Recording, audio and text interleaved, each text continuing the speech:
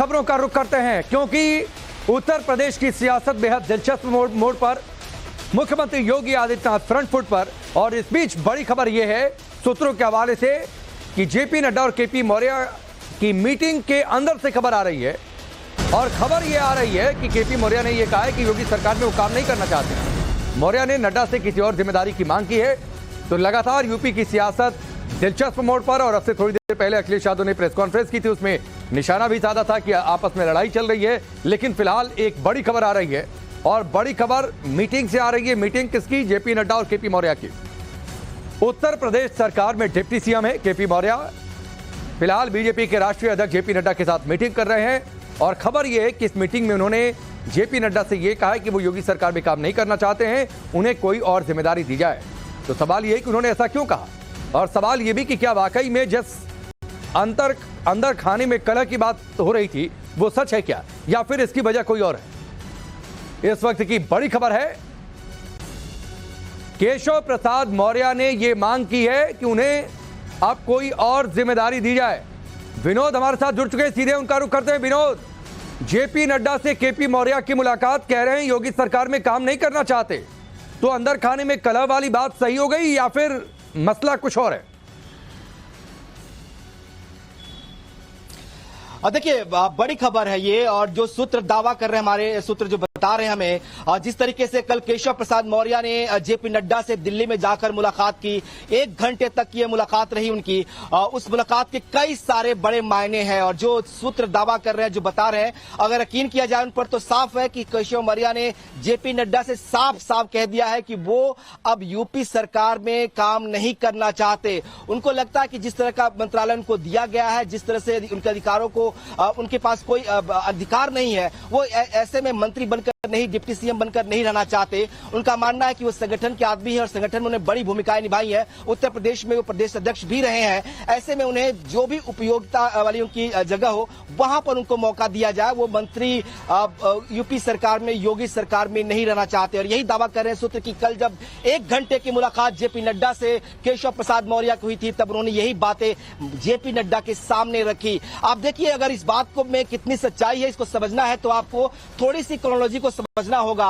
पिछले कुछ दिनों के 4 जून के बाद जो नतीजे आए, उसके बाद के घटनाक्रम को आप देखें तो लगता है कि सूत्रों के इन दावों में कितनी सच्चाई है। क्योंकि 4 जून को जब नतीजे आते हैं, उसके बाद केशव प्रसाद मौर्य कहीं पब्लिकली दिखाई नहीं देते। खासतौर पर सीएम योगी के प्रोग्राम में 3 कैबिनेट मीटिंग्स होती हैं, और तीनों में खबरें आती हैं कि केशव मौर्य नहीं होते हैं। उस दौरान वो दिल्ली में होते हैं। तो जब यहाँ उत्तर प्रदेश में कैबिनेट मीटिंग चल रही है और आप दिल्ली में मौजूद हैं, यानी कि आपको कैबिनेट से बहुत ज्यादा लगाव नहीं है, आप कैबिनेट में नहीं आना चाहते, या सरकारी वो कामकाज जिसको लेकर आपको जिम्मेदारी दी गई है उसमें आप अपनी भूमिका नहीं निभा रहे हैं। हमारे पास जो खबर है, जो सोर्सेज दावा कर रहे हैं कि केशव मौर्य ने तो बाकायदा अपने विभाग के जो कामकाज है उसको भी कम कर दिया करना। उनका फोकस अब उन विभागों के कामकाज में ज्यादा नहीं रहा। जो ट्रांसफर पॉलिसी आई थी, उसके दौरान जो ट्रांसफर्स थे, उसमें भी उन्होंने कोई बड़ी भूमिका नहीं निभाई। यानी कि ट्रांसफर पॉलिसी का भी अधिकारियों को ट्रांसफर। विनोद, लेकिन एक चीज समझाइए, जिस क्रोनोलॉजी का आप जिक्र कर रहे हैं, बैठकों में नहीं काम करना बंद कर दिए हैं, तो ये वो चाहते क्या है? क्या वो संगठन में जाना चाहते हैं, या फिर वो एक प्रेशर पॉलिटिक्स का सहारा ले रहे हैं अपने कद को बढ़ाने के लिए?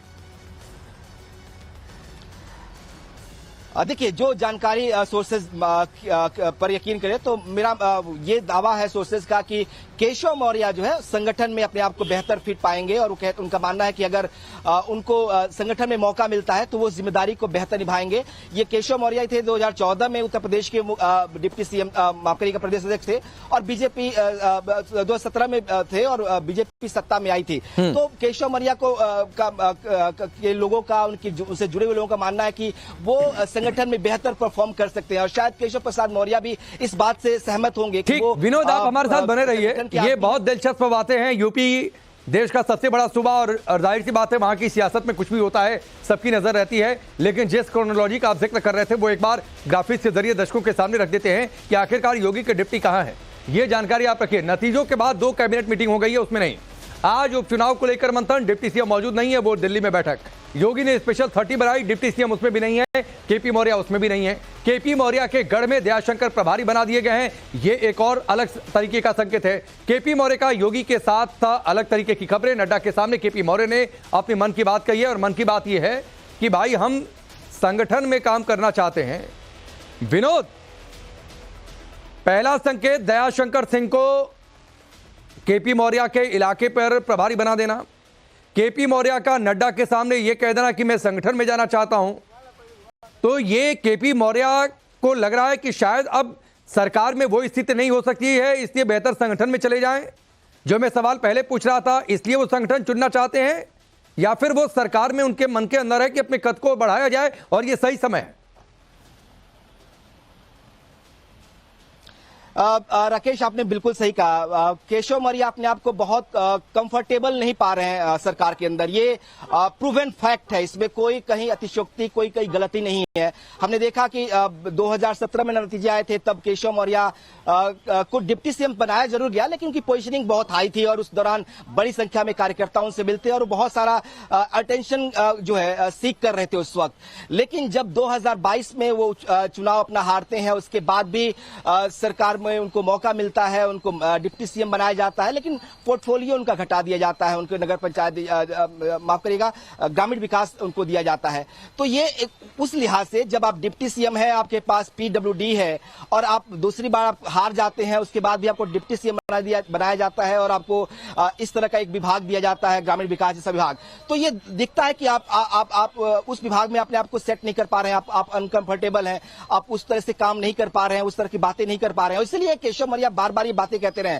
आप देखिए नहीं, लेकिन विनोद केपी मौर्य को यह भी सोचना चाहिए कि इस बार वो चुनाव हार गए थे, उसके बावजूद उन्हें डिप्टी सीएम का पद मिला, इसके बावजूद उन्हें मंत्रालय मिला, और अगर संगठन में जाते हैं, मैं आगे आपसे इस पर बातचीत करूंगा, क्योंकि अखिलेश यादव ने यह भी कहा है कि क्या बीजेपी एक हारे हुए व्यक्ति का सहारा लेगी, क्योंकि उन्हें भी लग रहा है कि शायद संगठन में जाए, इसलिए अखिलेश यादव तंज कसने में जाहिर सी बात है जो वो बोलते हैं उसको बोलने में वो पीछे नहीं रहे। मैं आता हूं आपके पास, लेकिन एक बड़ी खबर है, उत्तर प्रदेश की 10 सीटों पर उपचुनाव होना है। यूपी उपचुनाव के लिए योगी ने बड़ी तैयारी कर ली और जाहिर सी बात है जिस तरीके के नतीजे आए थे उन नतीजों के बाद एक का साख का सवाल रहेगा कि किस तरीके से bounce back Bharatiya Janata party करे। उत्तर प्रदेश में उपचुनाव को लेकर मंत्रियों के साथ मंथन हुआ है, सभी 10 सीटों पर जीत को लेकर चर्चा हुई है। बैठक में मंत्रियों को सीएम योगी ने निर्देश दे दिया है। उपचुनाव के लिए सीएम योगी ने टीम बनाई है, टीम में 30 मंत्री और राज्य मंत्री शामिल हैं। स्पेशल 30 में दोनों डिप्टी सीएम शामिल नहीं हैं, यानी दोनों डिप्टी सीएम ब्रिजेश पाठक और केपी मौर्य दोनों को इस स्पेशल 30 से बाहर रखा गया है।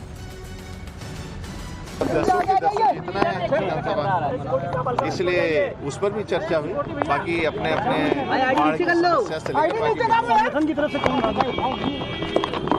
मंत्रिमंडल की बैठक, संगठन के लोग नहीं, चुनाव को लेकर भी चर्चा हुई है, उस समय चुनाव की भी चर्चा हुई। अच्छा, नेतृत्व परिवर्तन को लेकर।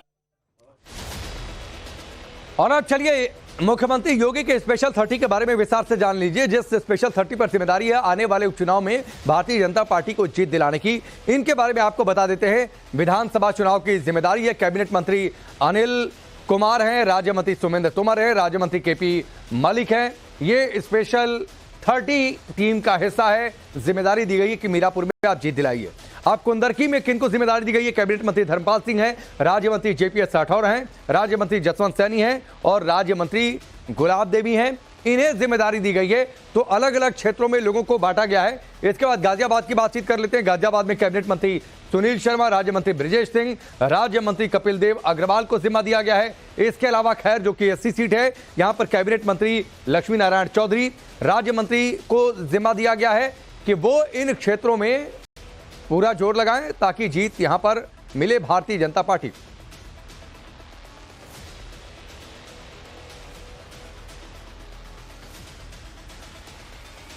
विनोद हमारे साथ जुड़ चुके हैं, सीधे उनका रुख करते हैं। विनोद, ये स्पेशल 30 इसलिए क्योंकि ये बीजेपी को पता है कि अगर इस उपचुनाव में कोई इधर उधर के नतीजे आ गए जो उसके फेवर में नहीं रहे, तो जो लोकसभा चुनाव में जिस तरीके के नतीजे आए, जो मोमेंटम विपक्ष ने बनाया, वो आगे बढ़ेगा और 27 की राह कहीं ज्यादा मुश्किल हो जाएगी। इसलिए बहुत जरूरी है कि किसी भी हालत में उपचुनाव में बीजेपी जीते। बिल्कुल सही कहा आपने। पूरी तैयारी इस बात की है कि इस बार नतीजे बीजेपी के फेवर में हो, बेहतर हो, क्योंकि लोकसभा में जो परफॉर्मेंस रहा है बीजेपी का वो उतना संतोषजनक नहीं रहा है। अगर सब, इसीलिए सिर्फ उत्तर प्रदेश नहीं पूरे देश की नजरें उत्तर प्रदेश के इन 10 सीटों पर होने वाले उपचुनाव पर होगी। और ऐसे में अगर परफॉर्मेंस थोड़ा भी खराब होता है तो सवाल उठेगा, बहुत सारे सवाल उठेंगे। और फिर जो अभी हम हलचल देख रहे हैं बीजेपी उत्तर प्रदेश में, बीजेपी की सियासत में, ये भगदड़ में बदल सकती है, ये बहुत बड़ी संभावना है। क्योंकि जो मैसेज देने की बात हो रही है, जिस तरह की बीजेपी के कई नेताओं की स्टेटमेंट आया कि एक एमएलए का बयान बकायदा आया था कि 2027 में हम बेहतर नहीं कर पाएंगे अगर स्थितियां ठीक नहीं हुई। तो एक तरह से लिटमस टेस्ट जो है वो ये बाई इलेक्शन होने वाले हैं। इसमें इसीलिए ये पूरी जिम्मेदारी मुख्यमंत्री योगी आदित्यनाथ ने अपने हाथों में ली है। बाई इलेक्शन की पूरी बागडोर उनके हाथों में होगी और इसीलिए ये 30 मंत्रियों की एक बाकायदा टीम बनाई गई है जिसे प्रभारी मंत्री कहा जाता है। अलग अलग विधानसभाओं के प्रभार जो है 3-3 मंत्रियों के ग्रुप को दिया गया है। यानी एक ग्रुप में 3 मंत्री होंगे और एक विधानसभा होगा, यानी 10 विधानसभा 30 मंत्री हैं इसके लिए। और उनकी जिम्मेदारी दी गई है कि वो वहां पे जाएं, लोगों से बात करें, कनेक्ट करें, उनकी समस्याओं का समाधान करें, विकास की योजनाएं हैं वहां तक पहुंची है नहीं पहुंची इसकी रिपोर्ट तैयार करें। इतना ही नहीं, 2 दिन तक रात्रि विश्राम भी उन इलाकों में आपको करना है हर 15 दिन पर, ताकि वहां के लोगों की जो हकीकत है, जमीनी हकीकत आप समझ पाए। उसके अनुसार सरकार योजनाएं बनाएगी, उन तक पहुंचाएगी और उसका नतीजा जो है उपचुनाव में दिखाई देगा। तो ये पूरी तैयारी सरकार की है। हर बार हम देखते हैं कि चुनाव संगठन लड़ता है, लेकिन इस बार जिम्मेदारी जो है वो सरकार के हाथ में है। ठीक है, चलिए विनोद फिलहाल आपका बहुत बहुत शुक्रिया हमसे जुड़ने के लिए, काफी अहम जानकारियां। लेकिन जो बैठक चल रही थी उस बैठक में मुख्यमंत्री योगी आदित्यनाथ ने मंत्रियों को निर्देश क्या दिए हैं वो भी आप जान लीजिए। तो क्या निर्देश हैं, मंत्र क्या दिए गए हैं, और ये दिया गया है कि मंत्री और राज्य मंत्री उपचुनाव पर पूरी तरीके से ध्यान दें, फोकस करें, जहां की जिम्मेदारी दी गई है उस जगह का दौरा करें, वहां बाकायदा कैंपिंग करें, लोगों के बीच जाए, कम से कम 2 दिन संबंधित जिले में रहें, हफ्ते में 2 दिन क्षेत्र में रात्रि विश्राम करें, यानी जनता के बीच किस तरीके से ज्यादा समय बिता सकते हैं इस पर पूरा फोकस कर लें। कार्यकर्ताओं से लगातार संपर्क में रहें, क्योंकि कार्यकर्ता ही कुंजी है चुनाव में जीत मिले इसके लिए। बूथ को मजबूत बनाने पर काम करें, क्योंकि बीजेपी की यह रणनीति रही है मेरा बूथ सबसे मजबूत, तो इसको और कैसे धार दे दी जाए, इसको लेकर भी मुख्यमंत्री योगी आदित्यनाथ ने निर्देश दिया है।